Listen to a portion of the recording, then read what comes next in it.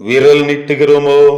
இன்றைய உலகிலே பயணித்துக் கொண்டிருக்கும் நம்முடைய வாழ்விலே எதையும் தீர விசாரிக்காமல் மற்றவர்களை எளிதிலே குற்றப்படுத்தி விடுகிறோமோ? கண்ணால் காண்பதும் போய், காதால் கேட்பதும் போய், தீர விசாரிப்பதே மெய் என்கிற வார்த்தையை மறந்து போனவர்களாய் இன்றைக்கு அநேகரை குற்றவாளி கூண்டிலே ஏற்றி விடுகிறோமோ? நம்முடைய தவறை மறைப்பதற்கு மற்றவர்களை குற்றவாளிகளாய் மாற்றி விடுகிறோமோ? இன்றைக்கு நாம் சில நேரங்களிலே வேலை ஸ்தலங்களிலே நம்முடைய குற்றங்களை, நம்முடைய காரியங்களை மறைப்பதற்கு மற்றவர்களை பலிக்கட ஆக்கிவிடுகிறோம் பார்க்கிறோமே. சில நேரங்களில் நம்முடைய வாயின் வார்த்தைகள் மற்றவர்களை காயப்படுத்துகிறது என்பதை அறிந்தும் இன்றைக்கு பல நேரங்களிலே மற்றவர்களை காயப்படுத்துவதற்கு வார்த்தைகளை பயன்படுத்தி கொண்டிருக்கிறோம். நம்முடைய செயல்களால் அவர்கள் காயப்படுகிறதை அறிந்த பின்பதாகவும் இன்றைக்கு துணிகரமாய் பல நேரங்களிலே அதை செய்து கொண்டிருக்கிறோமே. நம்முடைய முதுகிலே ஏராளமான அழுக்குகளை வைத்துக் கொண்டிருக்கிற நாம் அடுத்தவர் முதுகை குறித்து சுட்டி காண்பிக்கிறோமோ? இன்றைக்கு ஒரு விரல் அடுத்தவர்களை சுட்டி காண்பிக்கிறது, ஆனால் மற்ற 3 விரல்களும்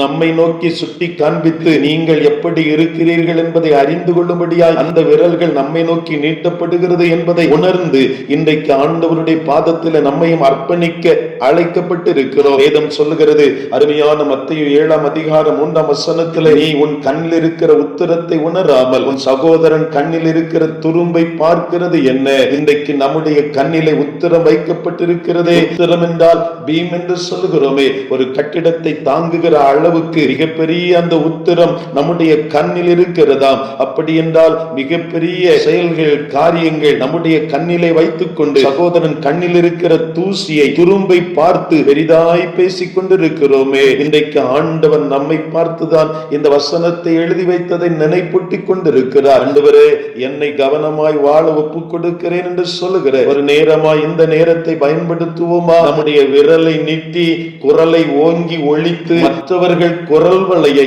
நெருக்கி நசுக்கி கொண்டிருக்கிறோமோ? நாவு நெருப்பு என்று வேதம் சொல்லுகிறது. பெரிய காட்டை கொளுத்துவதற்கு சிறிய நெருப்பு போதுமானதாய் காணப்படுகிறதை போல இன்றைக்கு இந்த சபையை, சமுதாயத்தை, குடும்பத்தை அழித்து ஒழிப்பதற்கு ஒரு சிறிய வார்த்தை, குற்றப்படுத்துகிற வார்த்தை, அது அப்படியே பயன்பட்டு விடுகிறதே. கவனமாய் வாழ நம்மையும் அர்ப்பணிக்கலாமா? நீதிமொழிகள் 12:18 எழுதப்பட்டிருக்கிறது, புத்தி இல்லாமல் பேசுகிறவன் பட்டயத்தால் குத்துவது போல பேசுகிறான் என்பதை வேதம் பதிவு செய்கிறது. ஞானமுள்ளவர்களுடைய நாவோ ஆரோக்கியத்தை தருகிறதா? இன்றைக்கு நாமும் ஆரோக்கியம் தருகிற வார்த்தைகளை நம்முடைய வாயிலிருந்து வெளிப்படுத்துவோம். மற்றவர்களை கட்டி எழுப்புகிற வார்த்தைகளை, மற்றவர்களை தட்டி கொடுக்கிற வார்த்தைகளை, மற்றவர்களை எழுப்பி விடுகிற வார்த்தைகளை நம்முடைய வாயிலிருந்து வெளிப்படுத்துவோம். குரல் நீட்டி பேசும் முன்பதாக, நம்முடைய குரலை ஓங்கி ஒழிக்கும் முன்பதாக நாம் எப்படி என்கிறதை நினைத்து பார்த்து ஆண்டவருடைய கரத்தில் ஒரு விசை மன்னியும் என்று கேட்போமா?